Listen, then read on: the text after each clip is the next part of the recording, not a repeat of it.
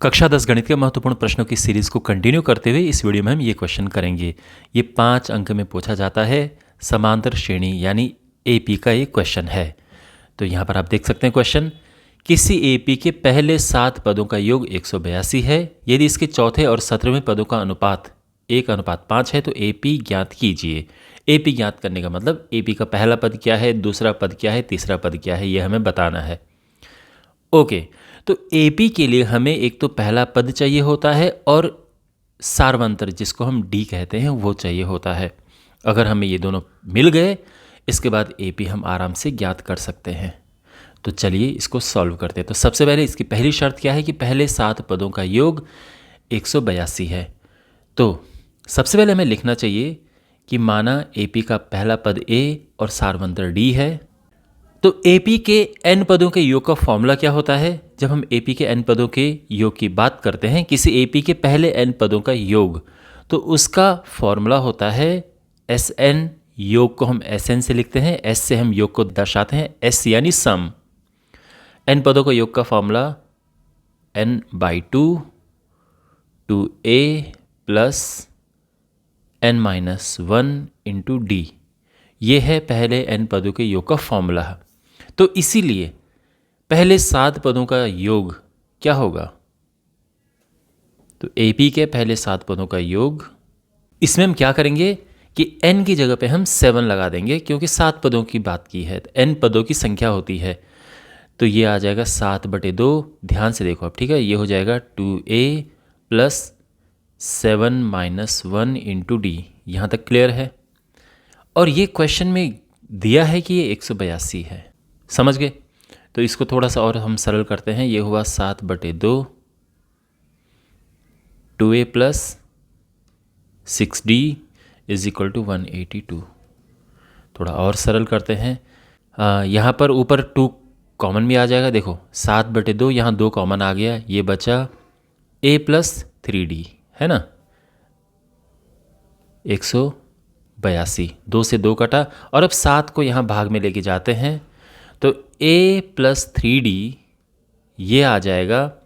7 से यहाँ भाग देंगे हम तो 7 दूने 14, 7 छके 42, 26। यहाँ तक समझ आ गया? इसको हम इक्वेशन नंबर 1, समीकरण नंबर 1 का नाम दे देते हैं। इतना समझ आ गया? सिंपल है। फॉर्मूला ये हमारे पास है n पदों के योग का, और क्वेश्चन में लिखा है कि n पदों का योग 182 है, n की जगह पे 7 रख दिया है, और सिंपल अभी तक ये आ चुका है। तो a और d में एक रिलेशन, एक संबंध हमें मिल चुका है।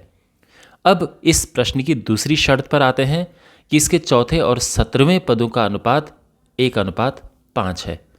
तो चौथा पद, तो देखो nवां पद का फॉर्मूला क्या होता है? किसी एपी का nवां पद, जिसको कि हम an लिखते हैं, ये होता है a plus n-1 into D. ये nवें पद का फॉर्मूला है।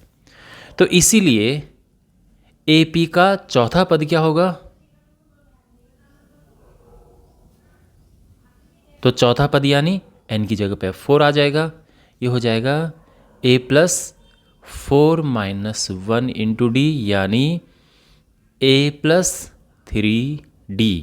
और जब हम बात करेंगे इसके 17वें पद की, 17वें ही है ना, हाँ 17वें पद, तो जब हम 17वें पद की बात करेंगे तो n की जगह पे अब 17 आ जाएगा। तो 17वां पद होगा a प्लस 17-1 इंटू डी, यानी a प्लस 16d, है ना। 1 माइनस हुआ तो 16 आ गया। तो ये बात तो आप यहाँ पे समझ गए होंगे कि जब भी हम किसी श्रेणी का, समांतर श्रेणी का यानी एपी का कोई पद निकालते हैं, जैसे 5वां पद हमें निकालना है, तो उसमें a प्लस 5 में से 1 कम यानी 4d हो जाएगा। अगर हमें 10वां पद निकालना है तो 10 में से 1 कम यानी a प्लस 9d हो जाएगा। तो जब भी हमें कोई पद ज्ञात करना होता है तो वो जो डी वाला हिस्सा है उसमें 1 कम हो जाता है। जैसे यहाँ पे हमें 17वां पद निकालना है तो 16d हो जाएगा। क्लियर है? इसीलिए अब देखो प्रश्नानुसार, प्रश्न में क्या है कि चौथे पद और 17वें पद, इसका जो अनुपात है वो 1:5 है ना। यानी देखो प्रश्न में है ना लिखा हुआ कि चौथे पद और 17वें पदों का अनुपात 1:5 है। तो वही हमने यहाँ पर लिखा है 1:5। चौथा पद है a प्लस 3d और 17वां पद है a प्लस 16d, ये हो जाएगा 1/5। अब हम यहाँ पे क्रॉस मल्टीप्लाई करके a और d में एक और संबंध स्थापित करेंगे। तो 5 का यहाँ गुणा करेंगे और a प्लस 16d का इधर गुणा करेंगे।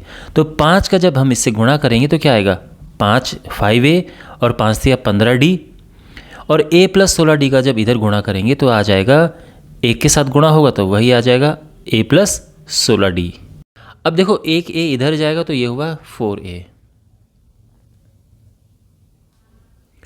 और 15d उधर जाएगा तो ये हुआ 16 में से 15 गया, केवल एक d बचा। समझे ना भाई, ये इधर a इधर आके माइनस हो जाएगा, 5 में से एक a गया, 4a बच गया, और 15 उधर जाएगा 15d तो माइनस हो जाएगा ये।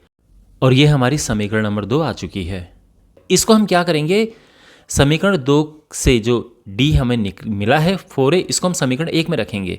तो हम ये लिखेंगे कि समीकरण 2 से ये समीकरण 1 में रखने पर तो क्या होगा, समीकरण 1 देखो ये है, इसमें a की जगह पर तो हम a ही लिखेंगे, लेकिन d की जगह पे हम लिख देंगे 4a, और ये हो जाएगा 26। a प्लस 4 तियाँ 12, 12a बराबर हुआ 26, 12a, a प्लस 12a हुआ 13a, और 13 नीचे आएगा तो a हो जाएगा 26/13 यानी 2। a मिल चुका है हमें।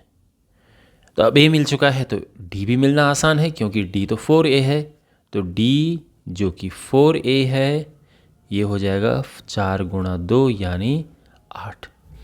a मिल चुका है, d मिल चुका है, तो इसीलिए श्रेणी यानी AP का पहला पद जिसको हम a भी लिखते हैं या A1 लिखते हैं, बात एक ही है। तो ये तो अपना a ही है। दूसरा पद ये हुआ a प्लस। अब दूसरे पद में क्या होता है, d जुड़ जाता है।